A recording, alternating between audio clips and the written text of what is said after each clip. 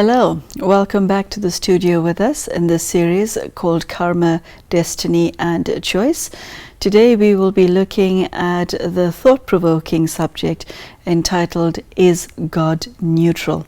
Sister Denise, hello and welcome. Thank you. You have mentioned the role of God extensively in relation to the law of karma, and specifically how we as human beings settle our karmic debt. The reason for this topic is I'm wondering what God's role is vis-a-vis humans, how he does what he does, what his interest is in the settling of our karma, and what his motivation is. Is he neutral or not? From a historical perspective, God has been described in many ways in religions across the globe. Some in a fearsome form, some in a loving form, some in a dispassionate form. So I'd like to know from you, is God neutral? It's a big subject, actually. One very nice thing that came from God is, you have each other, but I only have you. Oof, so sweet. You know, so I mean, God is very powerful, but God is also absolutely motivated by love for humanity. The reason God speaks to humanity, teaches humanity, and shares his wisdom is because of love. When we receive that, we are very powerfully benefited, but then on the other hand, God is quite neutral in that he will say, okay, here's my knowledge, I'm giving it to all of you, and I know that some of you will get it, some of you will not get it, some of you will pay attention, some of you will be lazy, some of you will really work with it, some of you will not work with it. How people receive it is up to them. But the motivation of God is, let me benefit my children. In that sense, the knowledge, the love, the wisdom, the power that God streams towards the earth itself and to humanity who live on it is his love. How does God play his role in respect of us? You said he speaks, he teaches, he gives. How does he do this? There are times when God is functioning from a great distance, and one of the specialities of God is reciprocity.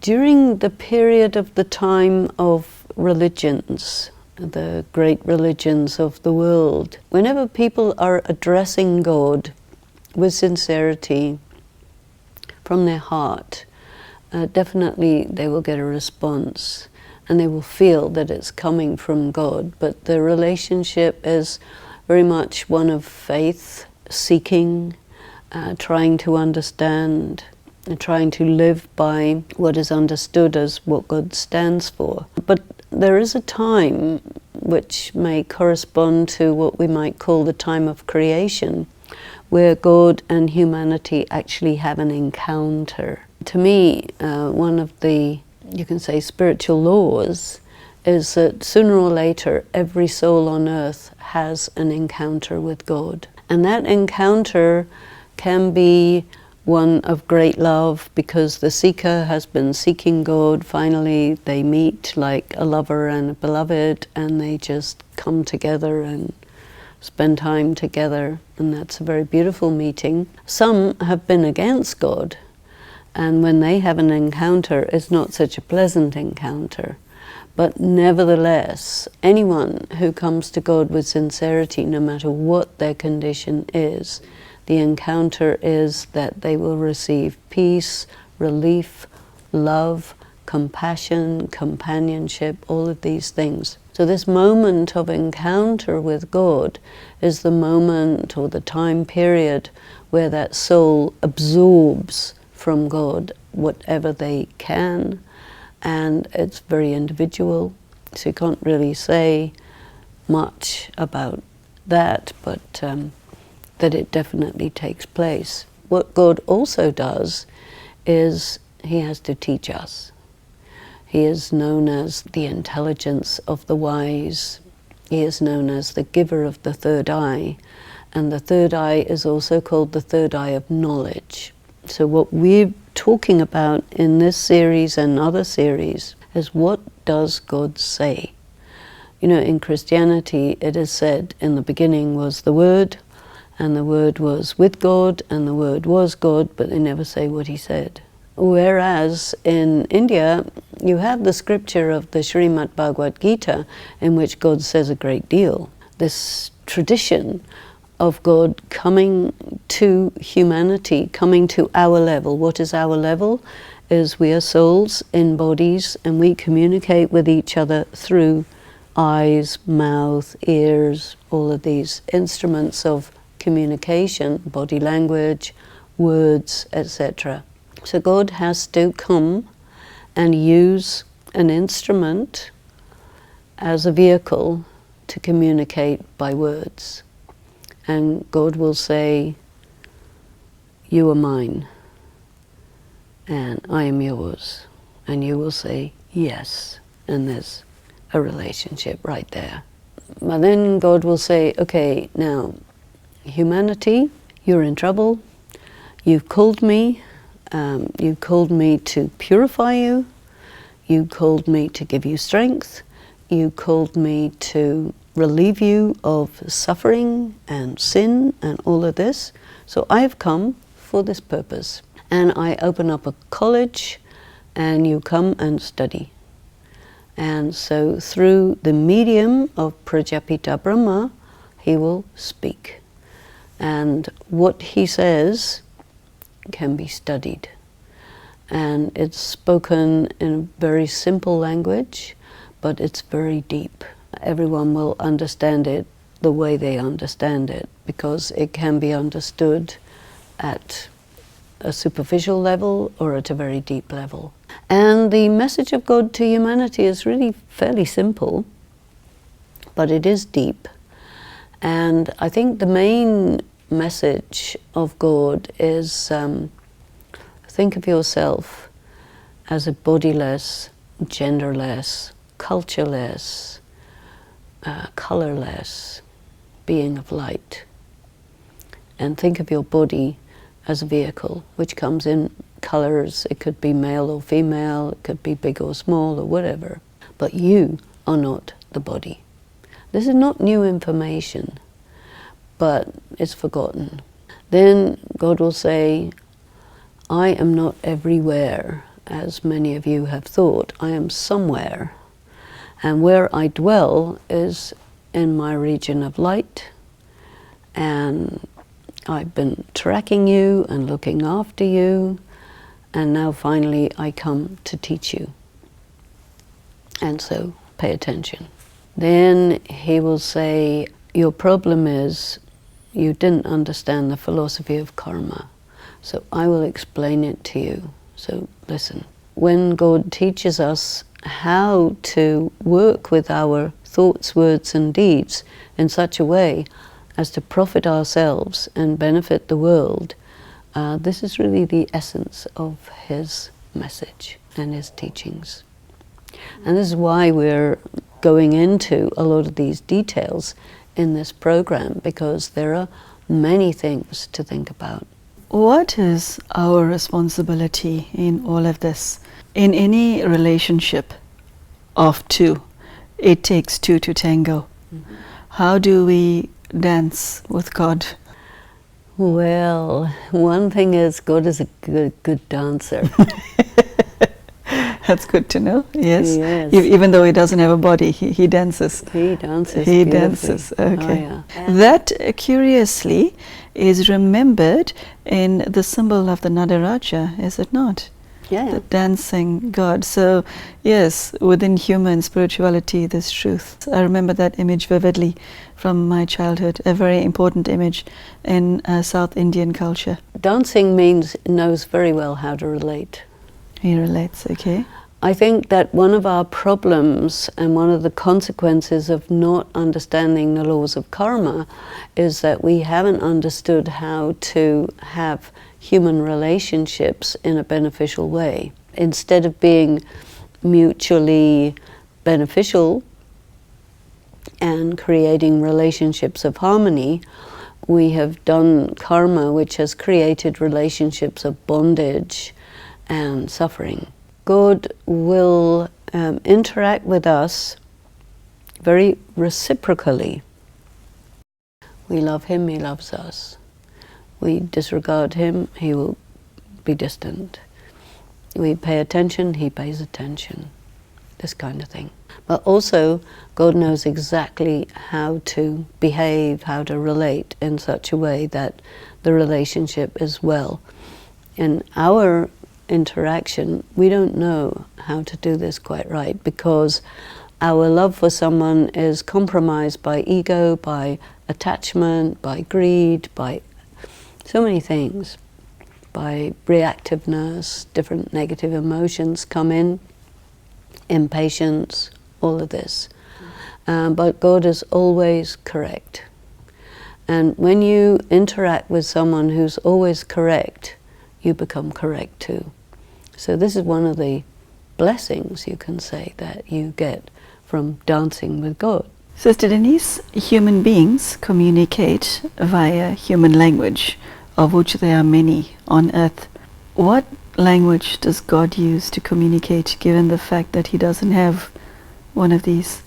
Oh, he uses the language of the heart. Oof, that is very lovely, but what does that mean? How does he convey his love, his thoughts, his feelings? How does he do all of that?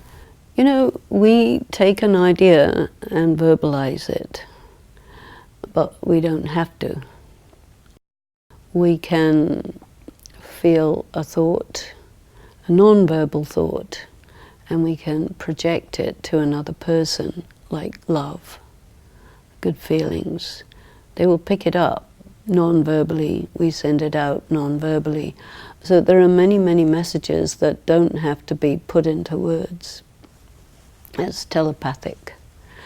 But there are also just as many people who spend time talking to God, not out loud, but internally, using words, and they will receive very often, especially when the heart is sincere, they receive the return in their language. So God is not limited by somebody's language. You know, when he is talking through the medium of Prajapita Brahma, he will use the language of Brahma, which is a combination of Hindi, Urdu, English, Farsi, lots of different languages, because languages nowadays are all mixed up anyway. And very, very simple, colloquial wording, not Sanskrit. Because human beings are damaged, and because we have issues with our own sense of self-worth, and because we carry feelings of shame and guilt, etc., there are those who believe that they talk to God sincerely, but God doesn't hear a single word that they say. There's that belief. What are your words for somebody in that position? Does God always hear what is said to him with a sincere heart? Or is he sometimes switched on to another channel? He has many channels. Many channels. Okay. God is not human. God is able to send love to hundreds of millions of people simultaneously. God is able to hear the voice of the heart of hundreds of millions of people simultaneously. God is not limited like a human being at all. It's difficult for a person to conceptualize God. But slowly, slowly, you can begin to grasp, because he describes himself in many ways. And so in response to your question, he says, I have stacks of files of your petitions. But they're just stacked up on his celestial desk, you can say. But what God will respond to is the words of love from a loving soul. What happens for many people is they're dictating to God, you have to do this, you have to do that, and He will say, I know what I have to do. I know when I have to do it. I know how much I have to do, so keep quiet. So those people will not get a response, you see. So you need to understand God if you want a response. And it's all about building a relationship of love. And if you have somebody in your life who's always complaining and demanding, you're going to be busy with something else. You mentioned something just now which caught my attention, and I'm sure the attention of the audience, to build a relationship of love with God that brings joy to the heart. How do we go about doing that? Well, part of love means expressing your appreciation of the other person, your good intentions, your good feelings about the other person, your recognition of the benefit that you are receiving from the other person. A very important attribute of God is the wisdom, the knowledge, the teachings that He gives. And as a teacher, if you can relate to God as your teacher and really study what He is telling, or she, and start putting it in your life, the teacher will be happy. And this creates closeness, you see, because you please the teacher by studying well. You don't please the teacher by giving apples. That's not what it's about. God is your beloved, and so how do you love your beloved? It's about fidelity, it's about spending time, it's about, doing everything for that person. Many, many different ways to build the relationship. God as your Father gives you an inheritance, so if you indicate that you know how to handle the inheritance, then that brings closeness too. I'm thinking of the number of souls in the world who are totally shattered, who are overwhelmed with sorrow, pain, suffering, and all dark emotions, who are devastated because of life. And the fact that they created their karma notwithstanding. And yes, we now understand that it's their own karma that is the reason for this. Yet there's an aspect within them that still wants a relationship with God. But it's almost as if the light that was once bright is now but a dim candle. This is true, but you know what also is there?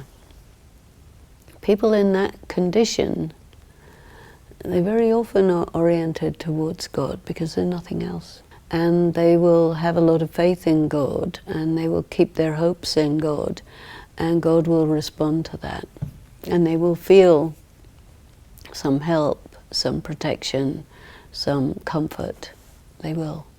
But whatever their negative karma is, it gets in the way of their relationship with God, because negative karma can be like a wall between you and God. And so sometimes you have to just chip away at that wall, and then the light can stream in as you make holes in that wall. So being rock bottom is not necessarily a bad thing? No, because once you've hit bottom, the only way is up. Well, that's positive. Coming back to God's personality and His neutrality, does He help the human spirit to heal? God is known as the Ayurvedic doctor. Really? Yes. There are in India many names of God, and one of them is Vaidyanath. This is for Shiva, Vaidyanath. And so Vaidyanath means the Lord of Ayurvedic healing. And the healing system of God is to give you huge amount of power, huge amount of energy, which causes your negative karma to come to the surface, which of course is going to disturb you, but it's on its on its way out, and he will kind of suck it out from you. And God is also called Nilkant, which means a blue throat. Explain. Blue is the color of the cobra. When you get a cobra bite, you turn blue, right? And so it's a sign of poison. So when you've been poisoned by your negative karma, God will pull it out with you, but he won't get poisoned by it. So it only goes up to the throat. These are the images that are there in the Hindu folklore and mythology and iconography. But it explains to you much of God's healing characteristic. God is also called Dilvara, the comforter of your heart, because somebody who's shattered and battered, they also have a broken heart. And so they can get incredible relief by taking refuge in God and placing their heart and their life in God's hands. And even the people that they're worried about, their children or whatever, put them in the hands of God and just have faith. You mentioned in other episodes of God being the mother and the father to us humans. What is it about these two relationships that appeal to humanity the most? And are there any other relationships that he offers to humans? God says, have all relationships with me, because a relationship means that you are with somebody because you benefit. With human relationships, because everyone's depleted, you tend to try to take benefit from the other without reciprocating because you're depleted, and so it goes bad. But God is totally full, and he says, I have enough love to satisfy every soul on earth. All you have to do is connect. Because the mother means the sustainer, the breast, the milk, the food, the love, that feeling of embrace, the massage, the protection, the care, the feeding. All of this is the attribute of the mother. And the mother is said to be the first guru of a person who teaches you just the basics of life, you know. And so the main relationships in which you can experience God are the mother, the father, the teacher, the guru, and the friend. You know, so the guru really prepares you for death. Sorry, what? That's what a guru is. It prepares you for death. Okay, that's news. Yeah. Okay. She says with a smile. She says with a smile. Well, what is death? It is to leave your body having settled your accounts and return to the world of nirvana, you know? And so God will take everyone back to the world of nirvana in a purified state. So the guru will give you whatever you need to know in order to be completely free, completely pure, so that you can leave with God and leave the people, the places, the things that haunt you. The friend is with you step by step, every step of the journey, you know. So you're never alone. Usually your relationship is first of all with the mother. Then you develop your relationship with your father, then with your teacher, then the friend, and ultimately the guru. God is your beloved, you know. People crave love. They want someone to love them, they want someone to hold them, they want someone to carry them into ecstasy and keep them there, you know. And God will do that. But you have to fulfill your side of the relationship. And in Christianity, they say God is very jealous. And what that means is that if you're a little bit with God and a little bit with this one, that one, and the other one, then you can only get a little bit. But if you are fulfilling your duty accurately in all your human relationships, but they are all non-dependent relationships, but you depend on God and not on anyone else. God will not fail you. And it's a step that you take to say, I don't depend on any people, places or things. I depend on God. I will follow God, and I will carry myself forward in that way. You develop yourself essentially as a mystic, and you reap great rewards of such a relationship, definitely. So it can go all the way to there, or it can be simple and light. Wow, that was very beautiful. Thank you. Thank you. So thank you for joining us at home. I hope you have had some insight into not what God is and who God is, but also how we can relate to Him. And what I liked about Sister Denisha's sharings today is that it's very doable. It does not require any great effort from our part, except a sincere heart. A very beautiful but simple message. Many blessings, Sister Denise. Thank you. And you at home, thank you so much for joining us. Take care and goodbye.